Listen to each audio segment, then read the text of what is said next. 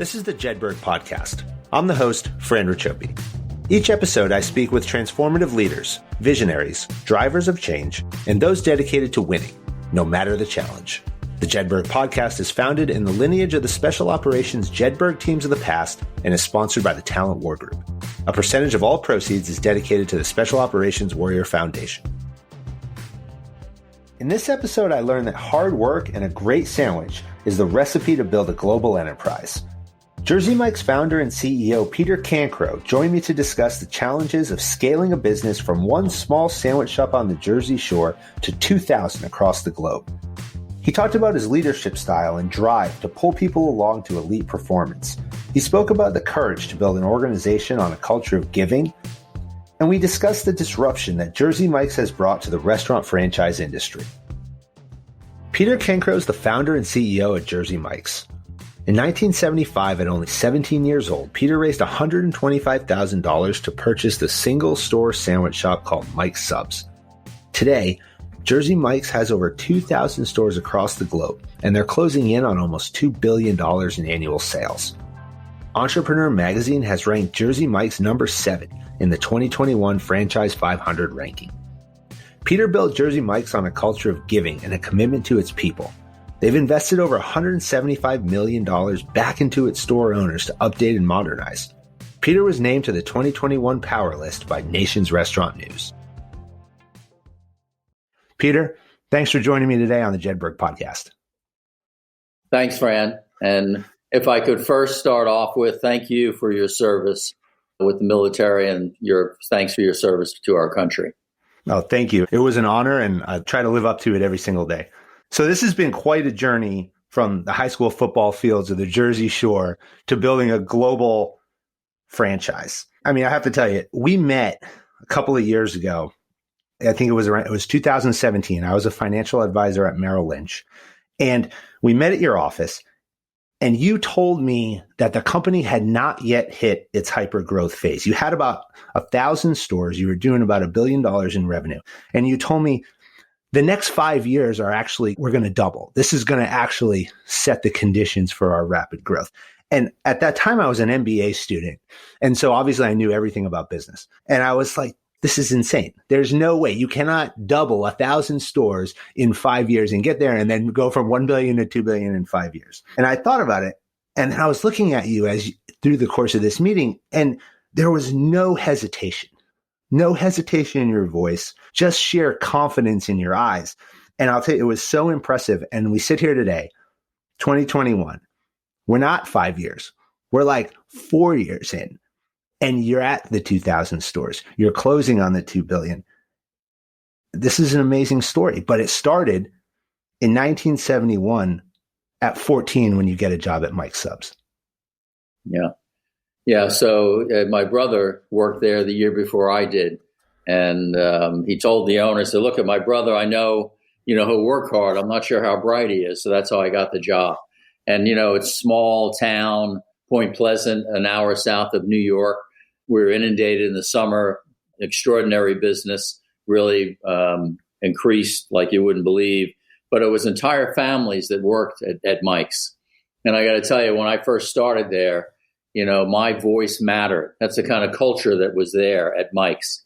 And, all the brodeurs, all the Manzos, all the Cancros. There was like 4 Cancros that worked at the shop.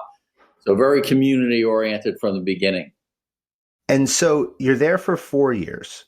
And in 1975, you find out the store is going for sale. So what happened that night? Yeah. So, the owner put the place up for sale, and we all knew, but you know how businesses are when it's for sale, it's kind of quiet. Nobody knows. And one night my mother said, I heard it was for sale. And I was like a little bit like taken off guard. Well, how did you know? How did you find out? You know how moms are, they know everything. But at that night she said, well, why don't you buy it? And I was on my way up to bed. I sort of laughed, looked at her, laughed, went up the stairs, but something clicked, a light switch went off. And the next morning, it was a Monday morning. And that's when I called the owner. I said, hey, what's going on? I'd like to try and buy. Well, I've got 2 people demanding contracts. I could hold them off for a week or so. And that's when I went out trying to raise the capital. So you go out to raise the capital. You're 17. You need about 125,000 is what it was, which is about how much today? I think you've done the math. But it's not that easy. And you meet up with one investor who wants a piece of the equity. Can you talk about that conversation? Because this is a critical thing in all businesses, small or large, is this equity dispersion and this equity distribution. And a lot of people get this wrong. Right, right. So I first went out trying to raise the capital, and I found out, wow, this is more difficult than I thought. I'd go to some of the wealthy people that lived in neighboring towns and told them about what I was doing. And, there was a couple of groups that wanted to do something, but they couldn't. And, and I just kept going. I'd call people up and go to talk with them. Then I went to see this gentleman that was going to actually loved it, and he wanted to back me 100%, but then said he wanted to be 50-50 partner. And working there for 4 years, seeing the business, I don't know, I sort of said to myself, you know what? No, I don't want a partner. It's just so much work, so much involved. I don't know why, but I just sort of pushed back. And I got to tell you, I left that gentleman and I was back to ground zero, and it was sort of at the end of the week. So I didn't know what direction to go. And that's when I went over to my coach's house, called him up, and it was like a Sunday night, that Sunday night. So a week later. And he said, I think we can do something. And he did. And he wrapped in the real estate and the business and was able to package the whole thing. And I closed, March 31st of my senior year in high school. I think that's truly amazing. I mean, and so mature to think about at 17 years old, because I have to only think that what happened if you had become a 50-50 partner with this person? I mean, the business could look completely different today. Right, right. Yeah, it's, it was not an option. I immediately said no. And I wish I could tell you why, but just something instinctively I said, I'm not going to do it. And I tell that to all the young folks today that were looking to back in their store with the new Coach Rod Smith Award. I say, you know what? Don't take a partner. So Coach Smith, he gives you the money, he backs you, you're 17. Now you show up on day one, you're the boss. Now what? Yeah, that's funny. How, it's amazing how quickly you become. I was a really good fast slicer, but boy, my speed increased tenfold when you're an owner. Things sort of shift. You're working with the old crew and tough for them to maybe swallow, but it was a small nucleus people. There's only like 10 people on the roster total. So it was fine. We got along fine and worked together okay. And then new people came in on board, and, it wasn't really a problem with me. I don't know, maybe, in youth sports, I was captain of the teams and captain of this. I was president of my class. So I don't know, it was kind of the leadership thing. Taking charge was pretty easy for me. So actually, I want to talk about your leadership style, because I think that's a really important part of this story. To me, you're someone who leads by example. We've seen that. We've seen the commercials. And I actually really enjoy watching your commercials, because so many times the commercials are not reality, especially when you have an owner who's in them. But with you, it is. I mean, you know how to do every job in that store, and you do it well. And there's stories from employees of where you've come in and you've gone behind the counter and you've actually shown them, oh, no, hey, I can do it faster. I can do it better. And that's truly inspirational as a leader, especially in such a large organization, for someone to come in and be able to do every job, and it instantly builds this credibility. How would you describe your leadership style, and how do you approach, your interaction with kind of all facets of the company? Because you have the corporate entity, but then you have the owners, and then you have the employees of the actual stores. Yeah, so I think the basic style has always been to be subservient, to put others first before yourself. Always pull people along, never push them. And that is kind of what I do when I go into a store. I get right behind the counter, talk to the kids, say, how's it going? I start, cleaning the grill. I'll go in and clean the bathroom. I'll just start working with the crew. No one's allowed to introduce me to the customers as the owner. I'm just Peter. I'm one of the workers. Do you get called out? Do people come in and say, oh, that's Peter? But that's the way it is. And they see, I say, look, I started when I was 14, sprinkling, wrapping, just like you. and what you're doing. Where are you going? What are you doing with school? What are you doing after this? And I challenge them to see like where their lives are, and that, hey, here you've got a future. Here you've got a small family nucleus that you're part of. So again, the leadership style is pulling people along. And it's amazing. They talk about these kids today. And it was funny, in the 70s, they said, these kids today. You don't understand. No. In the 80s and the 90s and still today, oh, these kids today. No, the kids are great. They are great. I mean, you just have to approach them like they did in Mike's when I first joined in 71, that my voice mattered. And you sort of raise up, it's each other, raise up together. So that's kind of the mentality, always has been. And now we're here to serve our owners. We're here to serve our customers. And it just sort of trickles down, if you will, that whole mentality, that attitude of putting others first before yourself. So you have a tremendous drive. And I would say that, we were talking before we started, and you said, 50 years we're coming up on where you've been in this business, and you from the start of Mike's Subs. And I would say that I see the same drive in you that you were probably when you walked in that door at 14 years old. When you look at your team, that's hard to replicate.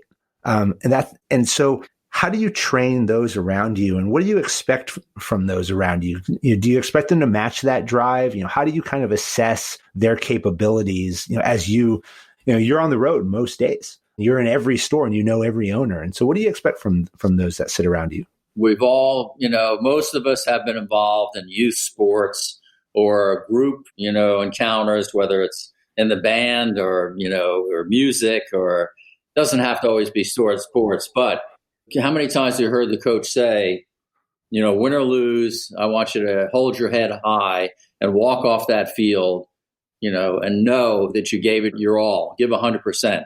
So yes, we demand, we don't demand it, but people see me running, not walking, running, don't walk when you can run kind of philosophy.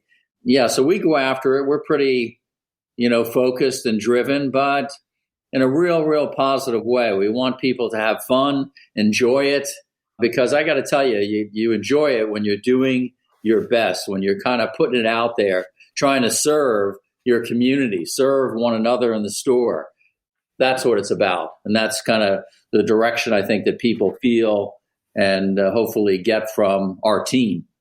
And that's that pulling people along, I think. People see you running and then they want to run behind you. They see that leadership and they say, I got to get on this train. I welcome them to run ahead of me. That's fine with me. But they got to run pretty fast.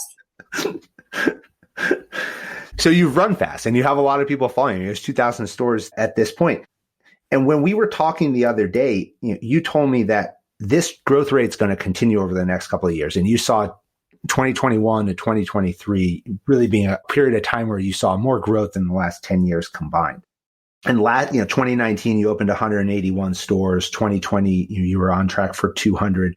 But can you talk a little bit about the transition in your mind as the owner and the founder from a small business to a medium business to a large business? And in business school, this principle sets the foundation of so many different classes. There's entire classes on the evolution of a company and the cycle of a company. But few people ever stand up and say, this is how I led my organization through this, because there's inflection points there. And today you see so many founders of large companies, and you'll go in and you'll say, well, why do we do it that way? And you'll get answers like, oh, well, the founder said so. Oh, well, Peter said so. Well, at some point that becomes detrimental to the organization and inhibits growth, but you haven't experienced that. So how have you thought through that evolution of the company? Yeah, just a quick note. Anytime I change or say, let's do it this way, I say why and explain it, because does it make common sense? That's how we go forward, not just to do it. But, it's funny you say from a small company. So in 75, one store, amazing volume, did incredible business to the Jersey Shore. We didn't start expanding until 87. And then we grew. But I got to tell you, all the books in school and everything, I don't know if they teach or tell you about this, but a lot of up and down times. And I always say that, people say, well, how did you do it? How did you get where you are today? I said, do you really want to know? And basically, it's just, you know what? We showed up every day, button the chin strap, got in the game every day, went after it, and was like motivated and still like more enthused than ever to really go after it. So like you said earlier, we got to 1,000 stores, and I didn't want to celebrate. Everybody said we should have a big celebration, but everything that happened negative in my whole career, building up to 1,000 stores, flushed in front of me. And I said, you know what? I can't celebrate, but I'll be back for 2,000 stores and we'll celebrate then. And it's funny how it just seems just a few years later, here we are, 2,000 stores probably by August of this year, and we're going to go over 2 billion in sales. But like we said, we see 21, 22, and 23 bigger and stronger than the last 10. And it's amazing the momentum that we've got. It's just really, like I've said often, it's just starting to grow. We opened 210 stores last year. We're going to open 250 new stores this year coming. And then we see the progression. We see us getting to 300 stores a year. But most of the growth, 90% of it, is from existing owners. The average person has 3-4 shops. They all come in with one, and then they grow from there. But, we want people that have the energy that fit our whole philosophy of giving. And you can tell right away when you meet someone. I mean, I stood behind the counter since I was 14 years old, meeting and greeting people. When I meet somebody, I know if we want to go forward with them or not. It's just amazing. Everybody's got the money, but really, who's got that? Who understands? I always say, where did you go to high school? And they sort of look at you a little funny. Did you play any sports? And what did you do with your life? And so that's how we recruit and retain. But to go from a small company to a large, I got to tell you, back again, I'll say it again, is we showed up every day. And it was really like around 2016. I looked around the conference table. I looked at Hoyt, Mike, some of the other folks, the team, and I said, you know what? I think we're doing pretty well. And that's how it happened. We were focused. We had our head down. We were working nonstop, growing and giving to the owners and, all as a team. And sooner or later, we stepped back and evaluated, and we said, wow, this is really, really starting to grow. So the core of any good business, anything, a family, organization, team, business, is good people. And you mentioned here that you can stand across the counter from them. You can look across the table and you can say, is this a good person who I can have in my organization? You've encouraged people from all backgrounds to jump into this industry and join as an owner, whether they have restaurant experience, whether they don't, it doesn't matter. And so here on Jedburgh podcast and my work with veterans, we do so much analysis, this concept of hire for character, train for skill, where if you assess someone based on the character that they bring, certain level of character traits, drive, resiliency, adaptability, humility, integrity, effective intelligence, team ability, curiosity, emotional strength. Those are the 9 that special operations forces assess and recruit on. If you bring them in and they demonstrate those, that you can then train them. And it doesn't matter what you did before. I mean, you came into the business as a very young man. You didn't check all these boxes. You didn't have, some advanced degree. You didn't have, something that on a resume, somebody says, well, if you don't have that, you can't get the job. You don't have a certification, and you didn't have 30 years in the industry. And so when you look at the people that are coming into the organization as your owners, what are those couple of things and those couple of character traits that you assess them on and then make that decision? Because that's a big investment to invest in. Yeah. So it was funny. I was in the Greenwich, Connecticut store, and I had a whole crew of folks lined up, and dynamic young people, and then some older people. And then I got to the end of the line. I see this young lady, and just something about her presence. She was very confident, and she had the energy. And she said, when are we going to open a store in Springfield, Mass? And I said, when you open one. Looked right at her, because I knew that I was going to go ahead with her.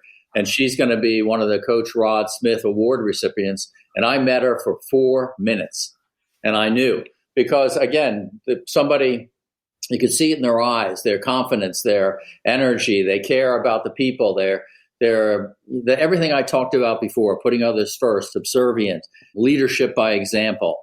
it stands out. I mean, it's not hard to figure. You know what I'm saying? That's sort of what we look for and embrace and, see it. And it's amazing to see all of our owners today embrace that giving spirit. And that's the most gratifying thing for me in business today, is to see all those owners get it. They get it. And they're embracing their community, from, senior citizen homes to kids leagues to first aid to children's hospital. There's hundreds of charities that we support, and it's all drawn from the heart. Where is their heart drawn? And that's the charity that they support, and that is so great. It could be a small little charity you've never heard of. Where can we make an impact in people's lives and make a difference? And that's a foundational element of your selection criteria, right? Because, every store is partnered with a local charity, and you encourage and almost require your owners to be entrepreneurs and givers into the community. Yeah, it's funny. I laugh when you said that a little bit, because on that day of giving, March 31st this year, it's the last Wednesday of March, every single store participates. But it is not a requirement. It is not mandatory. And that's so cool that all the owners get it. They want to be part of it. They know making a difference in people's lives. Are they looking for something in return? No, they're doing it out of their heart. But what happens is, it's amazing what people, you do it and people find out. They find out about it. And that's the movement that I feel, we've started, and we want to keep it going. Nationwide, people are starting to hear about that. Yeah, you remember years ago, people would always come in the store. Hey, Peter, yeah, where do you get your people? They're so incredible. And I hear what you do for the community. Oh, yeah, your subs are good. That was every second to the people, to the giving in the community. Oh, yeah, your subs are good. Well, leadership is about getting people to do things because they wanted to, not because you told them. And I think the culture of giving, the day of giving, the month of giving that Jersey Mike's has under your leadership really exemplifies that. And if you think about the mission of Jersey Mike's, it's right there on your homepage: giving, making a difference in someone's life. And then you talk about that, the culture of giving is as much a part of our heritage as oil and vinegar. All right. Well, that's everything. That is the culture. And so, can you talk just a bit more about the last Wednesday of every March, the day of giving, and then this March, expanding that out to a whole month? Right. So, for our giving, a lot of businesses today you'll see are getting involved in charities and giving a portion of their sales, and, we're going to give so much. And everyone, it seems, cause-related marketing is what the experts will tell you should be doing. When I heard that, I sort of shrugged my shoulders and said, okay, I guess we'll keep doing that. Because in 1975, when I went into business, I said, you know what? So I was witness to Bob Hoffman, Hoffman's Ice Cream, and Jack Baker from the Lobster Shanty, two local businessmen in Point Pleasant that gave unconditionally to the youth, to the first aid, to the community. And I was a recipient of that and saw it firsthand. So I said in 75, this is what we're going to do. So that's where it comes from. It's part of my life. It's part of what I saw, received as an athlete, and what we continue to do going forward. So I kind of hats off to Mr. Hoffman, Mr. Baker, for what they showed me the way, if you will. And that's how it started, and that's where we go. So now this March, again, all year long, we're involved in giving. But March is a special month where we raise, we hope this year maybe 8.5 million or maybe even over 9 million in one day. And during the month, people come in and they sort of take a slip, they add on to the sub amount, and they see what kind of local charity we're supporting with in-store materials. But we don't push the people. We don't, hey, would you like to give? They see it and they want to give because they want to give. I hate that in the supermarket when you go in, they say, well, you want to give $1? So it's just, you got to be careful with that. It's, if people want to give, they see it, they'll give. But then, of course, Wednesday, March 31st, we throw that out and we're full court pressing, the giving. And that's the entire day's sales going to charity. Everything that's rung up goes, to that local charity. And it's funny, we're filming some commercials for it. And I think owners are going to be in it and they're going to say, hey, we're giving 100%. That means we're giving it our all. So it's kind of, neat commercials coming out for it. And so over 7 million last year. The goal this year is 8 million. Last year we sort of missed because of COVID. We had to not do it. So the year before was over 7.5. And we think this year, over 8.5, maybe 9. I'm not sure. So something like that. But next year, for sure, we kind of forecasted over 10 million, in 2022. Give all the proceeds. We go to one charity next year to Special Olympics. We're going to be the national sponsor. Amazing. Well, I'll be there in line. Investment in people. So we talked about bringing in top quality people, but you have made some very deliberate and conscious decisions to invest in the best people in the organization and the up and coming leaders of the next generation of owners. You referenced it a couple of times in the Coach Rod Smith ownership program. What's the program and how are you selecting these individuals?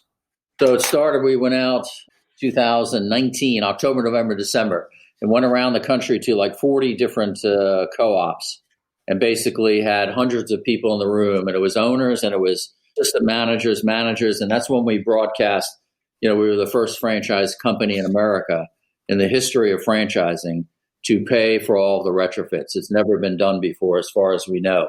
So we told the owners that's 150 million that's gone into that. Was 75,000 per store. Yeah, it's actually 175 with marketing, with everything included. So that's our investment. And again, if I told them, I said, if we're going to talk about pulling people along, about putting others first before ourselves, or we're going to talk about our giving culture, well, as a company, we've got to be in too. And that's when I announced we were paying for the retrofits. And there was a lot of emotion in the room, owners in tears, and it was just an unbelievable time. And we went city to city, and you would think that they would find out about it, but for some reason they didn't. So it was an extraordinary time. We went to 3 cities a week, every week, and just nonstop. But then as soon as I said, now that the owners are happy, I told my story about how I got started to the mass. I said, this is how I got in. Somebody backed me. Somebody gave me a shot. So I got to tell you, I'm announcing the Coach Rod Smith Sponsorship Award because my coach gave me a shot. I want to give you a shot. And, who wants to own their own store? And you should have seen it. It was like, oh, my goodness. So it's about $400,000. We put up all the money. We sign the lease. They have to pay it back, run the business. Their owner sponsors them, the franchise owner. But so we're not stealing their people. We give 3% of the sales for 3 years, so almost over $100,000 the owner can make, not losing a person. But you'd be surprised. They want to give some of their key people the opportunity. And that's really something to watch to see. The owner is willing to give up an assistant manager or somebody to go out and be on their own. So it's really a whole team thing, everybody helping each other rise up, if you will. It's starting to happen. We think we'll have about 25 stores opening up within the next year. And then we hope to get to 50 to 100 deals a year. So, that'd be 40 million, 100 a year that we have to invest in our people, in our future. And I got to tell you where it comes from.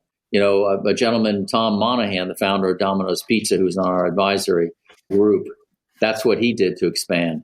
People from within bought and grew, got into their own store. So it's amazing how you hear I heard that and I said, well, we're going to do that. Anyway, not many people doing it, not many companies doing it. And no one paid for all the retrofits. That's an investment in our owners. We don't call them franchisees. We call them partners. We call them owners. So it's just a whole culture, if you will. That's out of the ordinary for this industry because so much is kind of put on the owners in this industry. Yeah, well, it's never been done. So you've spoken in the past about Tom Monahan and kind of him serving as the mentor. Mentors, I think, are so important for anyone. It doesn't matter how experienced you are in business, whether you're a young leader or a senior executive, you have to have a mentor. What would you say you've taken away from him, in addition to what you mentioned? So in 91, we were on a rise. We were opening stores and we were investing everything we had back into growth. And all of a sudden, the banking environment in the Northeast, around the country, but Northeast, the worst hit, banks actually went out of business and no one was lending money. And we flatlined. I had to lay off my 5 people, including my brother. because we were done. But it's amazing how many bills you can pay when you don't have any payroll. But I picked up the book, Pizza Tiger, and read that. And I go, oh, my goodness, I'm not alone. He went through this. Everything that happened to me happened to him. And that book gave me hope. And that's how we got connected. And then a friend of mine, Sarah Palisi Chapin, went to Purdue. She met Hoyt Jones. He went off with a doctorate degree, started delivering pizzas for Domino's. Ends up, he worked with Tom Monahan, head of operations for 4,500 stores. And we became friends. And he came into the company in 2008. But that's when I met Mr. Monahan. And I said, wow, I've got the book, every single page highlighted about what happened to him. And then it just sort of helped me through that time. And, I told that story to a national audience when Mr. Monahan was there for a talk a few years back. So that's how it started. That's how we got together. It was a tough time, 91, my toughest recession, even beyond 2008. So I want to get into that. And I want to say, I really like what you said there about you had the book, because we talked about that in 2 episodes ago when I had on the authors of The Talent War, Mike Sorelli and George Randall. And we said the best advice they ever got was plagiarize what works. Yeah. There's no need to recreate it. Take it and replicate it and do it again. But it hasn't always been ups and downs. And you kind of mentioned that a couple of times and you got into it there. So, I think in 1991, you borrowed some money. You thought about going public. There was economic indicators of a downturn. So how'd you get through that? I mean, you talked about having to lay everybody off, but how do you kind of take a step back and say, okay, we're going to get through this. We're not going to quit. And how again, you're at that inflection point of, if you go public, you now have shareholders and you're back in that conversation again, almost at 17, where it's, I want to be the one, or I want to be in this with some others. During tough times and problems, you can sit with the legal pad and try and work it out and ascertain, what should I do? What direction should I go? But while you're thinking about that, while you're, worrying about everything, you go in the morning and you go to work. And again, I was standing in a little 400 square foot office over top of this Jersey Mike's store alone. And I was saying, okay, Lord, here I am. Help me through this. And it's amazing day by day how when you start pushing and pushing and pushing and nothing happens, you sort of step back a little bit and boy, everything starts coming. That's the way it seemed. And I went to visit every single owner and just did, worked harder than I had ever done before. And then, I called all the shots with the marketing, with this, with that. And then months went by and we started getting out of it and really seeing a difference. And then everybody finally came back, within, a year or 2 years. But it was a good long time. I was flatlined, 91, 92, 93. We just sort of didn't grow, but we took care of what we had. And then we started growing again, like in 94, 95, North Carolina happened. And, they were really on a boom. We opened up and stores started growing. And what happened in 2006? Yeah. So we had so much development in North Carolina. The high tech bubble burst in 2002.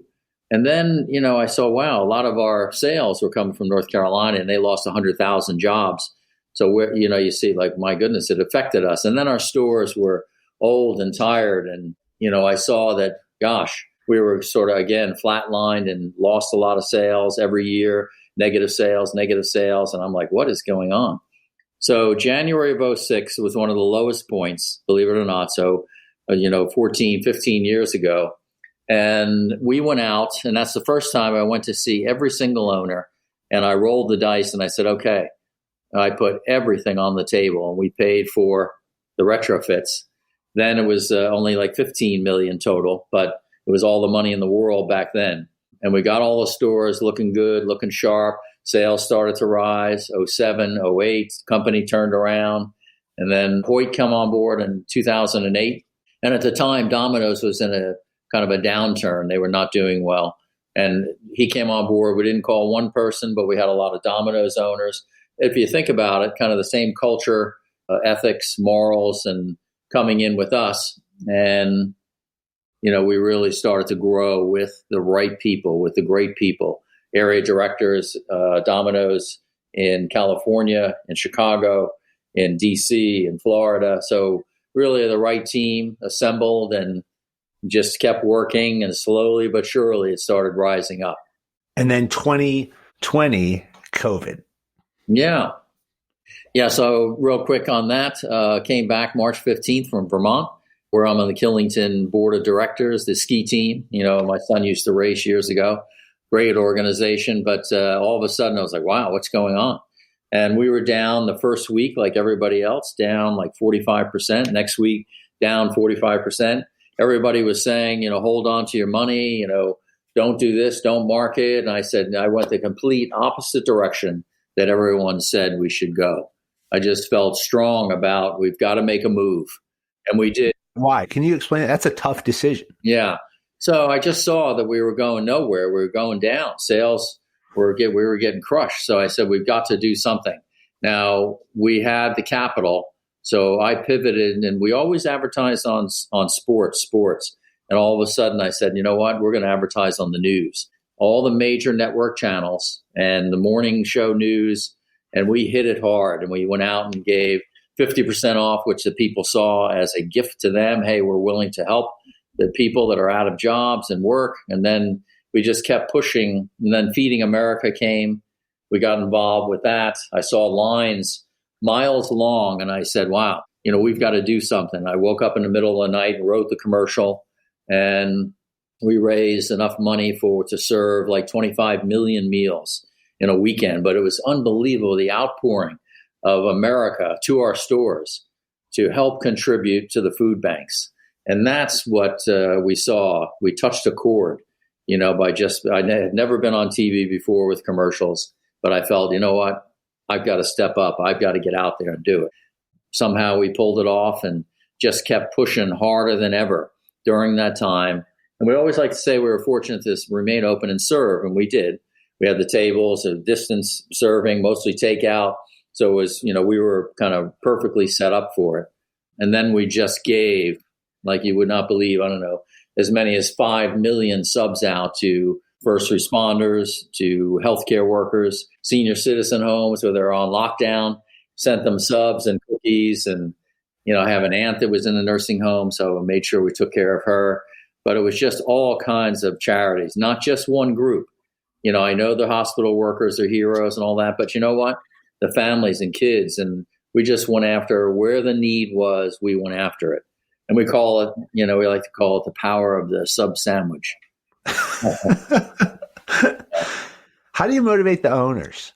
Because everybody's affected by COVID, but your location, your geography affects you in so many different ways, whether it be local regulations, state regulations. So how do you sit across all these entities? And you have the international component sitting in Australia too. So how do you motivate the owner? So here's what I did. We were the first company, the very first week, we cut our royalty and marketing fees in half. So here you go. You don't have to pay, this. And we did it for 8 weeks, and then 4 weeks at a discount as well. So right away I said, okay, you got to hold on to your cash. Right away we had online one night, we had 1,000 people online going through the payroll protection, where how to figure it out, page by page. We had somebody going through it. Every single owner got funded, small amounts, for a small business. And it's funny, we did not go after it. I said, you know what, this doesn't sound right. And it's funny how different companies went and got in trouble because they got the money. And, what are you doing getting the money? You're a public company. That's not for you. So the moves we took first were cut the fees. So the owners, hey, we're in it with you. Cut the fees, marketed like never before, unprecedented push with marketing and awareness, because when the governor shut down the states, they thought everybody was shut down. But no, they didn't know that certain businesses would be open. So that was our way of saying we're open. And it worked. It was very effective. And we really rose up. And then we sent like 2.5 million out to the owners to give to their local community. I knew they didn't have much money. How can you tell them to give away all their product? I paid for everything. Go, give away the food, go to the hospitals, go to the police, the first aid. Go and help these people and feed them. And then the owners unbelievably just kicked in as well. So, you hear about millions and millions served. Well, pretty proud of all of our team, our owners, unbelievable efforts, and even the crews. The crew and them, they're just into it. They love showing up and making it happen because they were scared. The workers coming in, what's happening? What's going, it's then the parents not wanting their kids to come in. But we made a safe environment. People could see tables in front, 8-10 feet away, making the product, contactless pickup. And the digital, we had an unbelievable app, an investment in technology. They say Domino's and Starbucks is a technology company. Well, so are we. And we've won numerous national awards. We were the first to integrate with Uber and DoorDash, meaning take the iPad off the wall, goes right into our system. And so all of that really helped us with the digital component today, which you read about all the restaurants. If you don't have the digital capacity, you're not growing. And we were ahead and ready for this because of our investment actually 2 years prior. And the business model has supported this being, takeout only. And I want to talk a little bit about how you assess businesses. And so I talk a lot with people I work with about people, process, and technology. And so we've spoken a lot about the people. The technology component is really interesting and amazing to hear that you were ahead of it by investing in that over the last couple of years and understanding the trends in the industry. But now there's this process. Everything at Jersey Mike's has a process, and it's down to every single detail, whether that's slicing meat, baking bread, opening the store, closing the store, even starting a new store and the application process, and then everything that goes in. You can see it. You can see it right online. You have that one documented step by step for potential new owners. Can you talk about process development at Jersey Mike's and kind of who's involved in that? And then where do you determine what needs centralization at the headquarters level and the corporate entity versus what you decentralize down to owners? Okay. Yeah. So we're one of the few companies that we're very hands-on with everything. So when you're getting involved, you have financing. We help them with that, go to these lenders. And now because of our track record and the strength of our franchise company, we have lenders that are ready to go if certain people meet a general requirement. So we kind of set up the financing for them, with them. We track the sites. We drive the real estate. We find the site next to Starbucks, next to Chipotle, next to Panera Bread, next to Five Guys. Which I heard you're an expert in. Yeah. Well, an expert is, if the store opens and you sell a lot of subs, that's a good location. We keep it real. There's no exact formula or science. The sooner you figure that out, the better. Before you sign the lease, you've got to know what it's going to cost. You got to know about the air conditioning, the heat. You got to know about the grease trap. You got to know exactly what it's going to cost. What is the landlord doing for work? So that's critical. And then you kind of guesstimate how many subs you're going to sell a day. How many bread are going to go out the door? How well are the other businesses doing? And you can kind of almost guess what you're going to gross. So that's what we do. And we're out in the suburbs, the soccer moms, middle plus income, but now coming in to more urban areas doing well also because people understand the value of our product. A whole sub is like, this is unbelievable. This feeds 3 people. And the price of that, they think it's expensive, but no, if you go to McDonald's for lunch, we're less expensive than any fast food or any fast casual. We're the most affordable, but you've got to figure it out. So process improvement requires iteration. In order to get at iteration, you have to have feedback. Can you talk about the communication structure that you've put in place with your owners for that feedback cycle so that you're constantly iterating and getting better? Because the only way to rapidly grow at the rate that you have is to take that input and all that data out from the stores and then put it back into the process. Yeah, it's always a learning process. And I'm one that goes out every day and says, listen, I want to learn. I want to grow. I don't assume that I know everything. And then I joke and I say most everything. But I don't know everything. And if you have that mindset as a company that we're here to serve and we're here to learn, and you go through these different openings and the new people coming in, you can really make it. They want to come in and have a proven system. They want to come in and know what you're doing with municipality inspectors, with all these issues on the lease, the business terms. What are they? If they have their own attorney looking at the lease, well, that attorney may not know what to look for. So we guide through the process of reviewing the lease, of signing the lease, of construction, training, the opening. We're there for, a couple of weeks. I mean, with the people and training and teaching and coaching. It's incredible service and support, but it has to be. So many companies, so many franchise companies kind of don't do what we do. And we have owners that are involved with other franchise companies, and they say, Peter, you have no idea your company and what you do, no one kind of matches it. And that's coming from our existing owners that have other concepts they're with. And, it's great to hear and all that, but it's what we do. We care. We want to be involved in everything, lower the cost, make sure the business model works.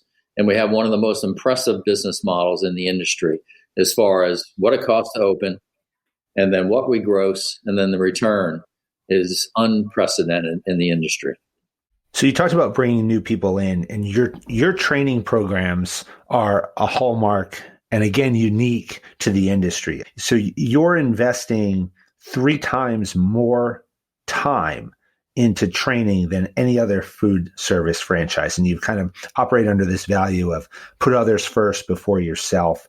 And you have different programs for different levels within the organization. Can you talk about those training programs and why are they so important to you and the business? Yeah. So initially we had 3 weeks training and they were going to open a store.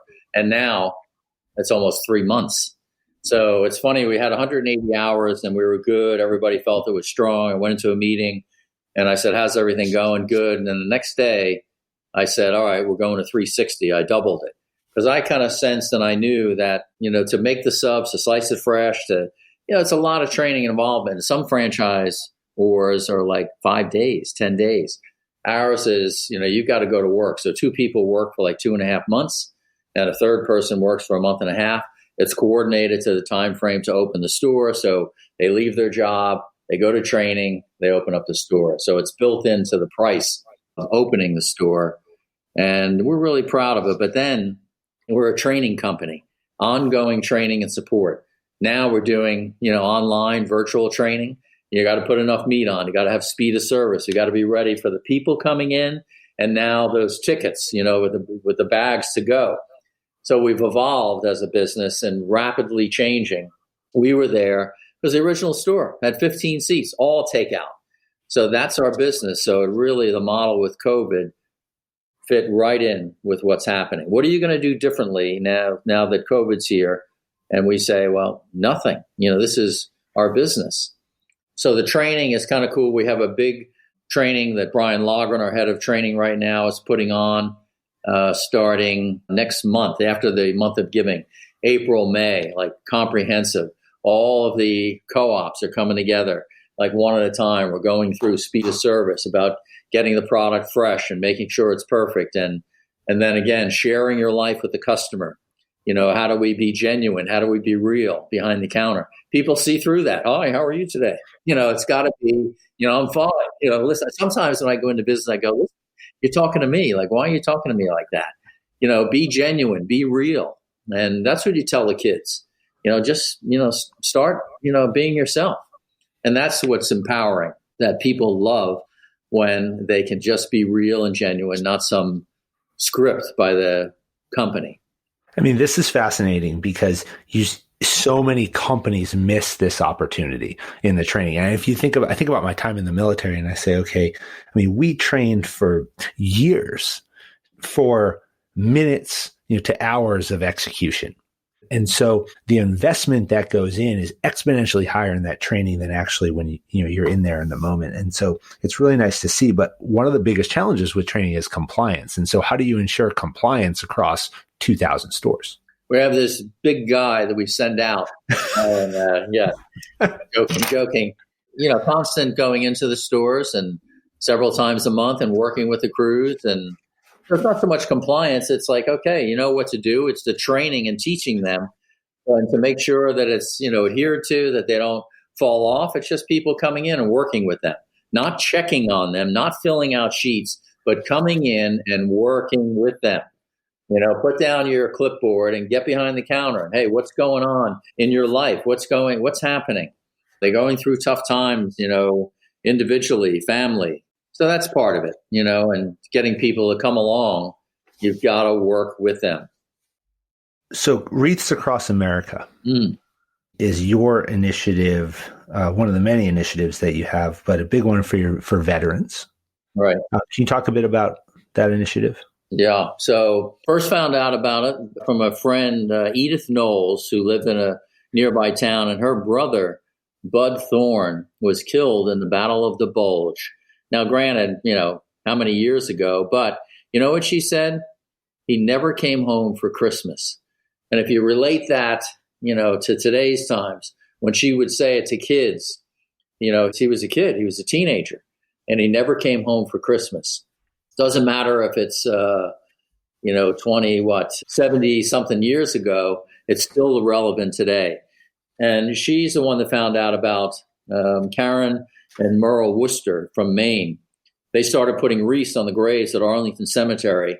And their motto is, remember the fallen, honor those that serve, and teach our children the value of freedom.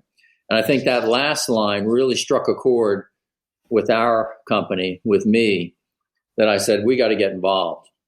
And we found out about it. We go down and, through the years, we've been involved, I don't know, maybe 17 years, I don't know how many years now, but it was pretty cool. Years back, we put a wreath on every tomb in Arlington Cemetery. Is it 350,000 graves or the number? I think it's about that. But we raised enough money, and we do it every year.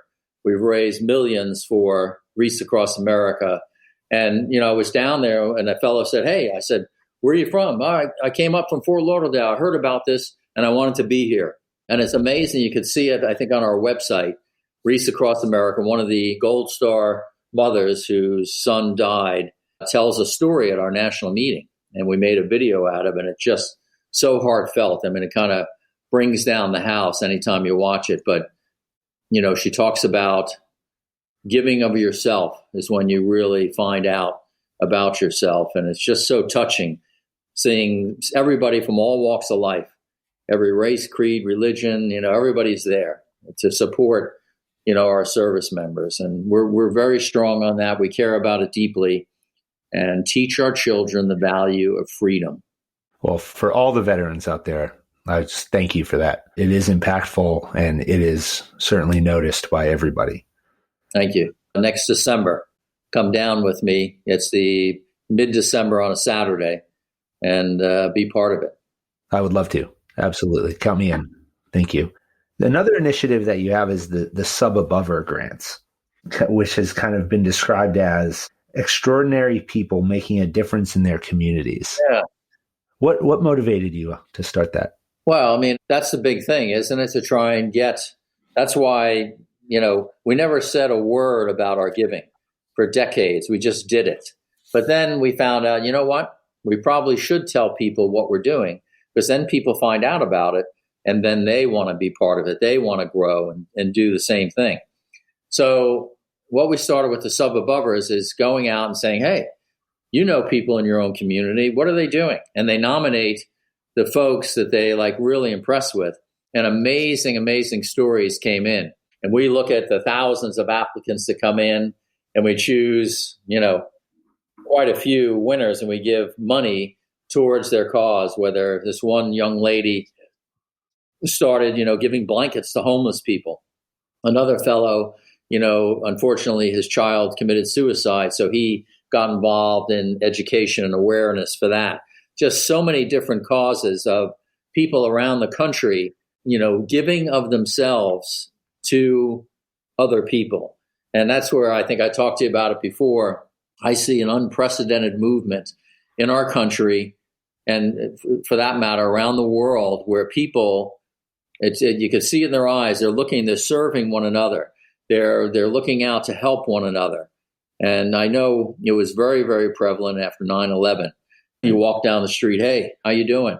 Everybody was together. They say we're divided now, but, I disagree. I think if you shut the news off, there's so much negative and hate there that you see the good out in this country. It's just unbelievable movement right now where people are together. And that's part of the SubAbove. look at your community, nominate people that are doing incredible things. And it starts out with small things. It doesn't have to be that big. People say, well, I could never do anything. I could never start something. No, you go out every day and you make a difference. Doesn't matter how small, it's always impactful. It's just making a difference in someone's life. It starts with a single sub shop on the Jersey Shore. Yeah, that's right. I mean, really, one step, you have a vision, and if you can execute on it, it doesn't matter what you're doing. You put your head down and you will get there and you will succeed. And so 2021 comes, an entrepreneur releases the Franchise 500 and Jersey Mike's gets ranked number 7. Now, I need to explain this for the listeners because how this ranking is done is really, really important, because the ranking is completed on a survey of the franchisors based on 5 criteria: costs and fees, size and growth, support, brand strength, financial strength, and stability. And so the top 10 says Taco Bell, Dunkin' Donuts, UPS, Popeyes, Culver's, Kumon, Jersey Mike's at 7, Planet Fitness, 7-Eleven, Serve Pro. McDonald's 11, KFC 25, Jimmy John's 72, Firehouse Sub 78. Subway's not even on it. And so I look at this list and it's so impactful because it's your own who are saying that I love this company. And this is not just restaurants. This is every franchise. How do you feel when you look at this? I mean, how do you stay grounded? I mean, I would look at this thing and I'd be off the wall. Yeah. I mean, it's funny how I pick it up and I sort of have a moment. Once in a while, I say, wow, I look at this and, I kind of had a talk with my mother who passed away years ago. And I said, hey, Mom, what do you think of this? And it's sort of, and it's a franchise ranking of not just restaurants, but all franchise companies. And to be ranked 7th, and it's sort of like, like I sort of joke sometimes, I think we're doing a few things right. And it's sort of that humble approach is that, what, we show up every day, we go to work and we kind of go after it very aggressively. We get the right people very, very simply. We work hard. We try and get involved in the community, make great product and great service, like care, and show up every day. That's, again, the motto. And now our growth, again, like I said, the next 3 years is going to be bigger and stronger than the last 10. 2,000 stores. We're going to have a special celebration. When we hit that 2,000 store, we're going back to the original store in Point Pleasant, which is now the training center. We're going to be handing out shirts nationwide, 2,000 strong, and right underneath, make a difference. And we're going to have commercials out about franchisees, about what they care about giving, what's a local thing they like to do. And it's just going to be so touching. And you know what? No one's doing what we're doing, sending a message like that. Because again, it's real, it's genuine, and it's who we are. So pretty proud of our whole group, our owners, all the crews, the staff. Like I said, when I go in the store, I go, hey, I was right there with you at 14, sprinkling and wrapping. So come on, we're in it together. And I tell you, they can tell that I mean it because I'll sprinkle with them. I'll make the cheesesteak. And it's funny, I look at the kids and I never say, hey, you did a good job. I said, hey, how did I do? And they go, you did okay. Okay. Okay. I say, how did I do? Which means, you know what? It levels you with them. You're not above them. You're with them. I go, hey, how did I do? During the rush, I'm still fast, but I'm messy. Sort of laugh and joke. And that's sort of what brings everything together. Anyway, 7th place, we'll take it, but we can't get hung up on the the articles, right? The clippings. We got to keep proving it out every day. And I'm always about in the company, what are we doing this week? What are we doing next month? That's great. We've done this and achieved that. It's like football season. You win a game. What's the next game? You have a championship season. What about next season? You've got to keep coming. Not that we're not satisfied or whatever. No, but we've got to keep raising the bar. That's where our heads are at. I like that. I tell a lot of people that I work with in companies and teams and organizations that nobody cares what you did yesterday. Yeah. You can use it as a benchmark, but it's about what you do tomorrow and what you do today to get to tomorrow that matters. When you celebrate the 2,000. Just for one day, will you take a step back before you start the drive to 3? Like I said, we hit the 1,000 store and I said, no, everything that happened negative came over me. But I said, the 2,000 store, you know what?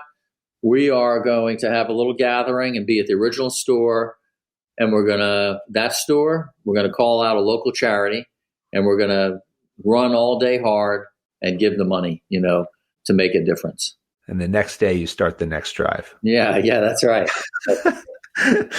So I want to ask you, take it back to something that was very important to the Jedburghs back in World War II. And what I say is that they had to do 3 things every single day to be effective. They had to be able to shoot, they had to be able to move, and they had to be able to communicate. If they could do these 3 things with precision every day, they could solve any challenge that came their way. What are the 3 things that you have to do every day to be successful and win? Well, on a store level, and that's kind of where we always go, even our big, corporate office and all these people, it's very simple. Every group that comes together, every national meeting, I talk about fresh onions, lettuce, tomatoes, fresh baked bread, everybody in uniform, clean store, and then share your life with the customer. And again, that's all I ever say. And that's how we win, by serving, our public, by again, our voice matters. Like when I was 14, showed up at Mike's. My voice mattered, having a culture that people can win together. So it's the small things, and I'm sure it was the small things that achieved victory way back when, and it's today as well. So being ready, being prepared, focusing on all the details, and that's how victory comes. So yesterday I had the number 12. The Cancro special. Where did it come from? I have to know. Where did it come from? And we got to describe it too. You got to describe it. Sub that I always had different choices of subs, and provolone roast beef, which is USDA choice top rounds, the best, and then a little pepperoni. And I started having that. People come in and say, "Hey, let me have a Peter sub. Let me have that Cancro special."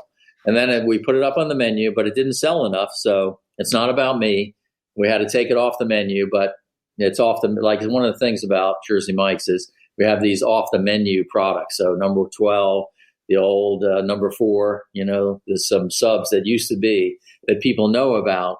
So that's funny. I'm sure they give you a little look when you say, let me have a Cancro special. I got the look, and she went behind. The girl turned around and there was a board behind and it had all of them listed. Oh, wow. And so she checked it. I saw her point to it and I said, wow, it's on there. They said, let me have a number, whatever. And I look up at the menu because I don't know what it is, some of the numbers. And, when I left, there was 1 through 9, it's expanded a bit.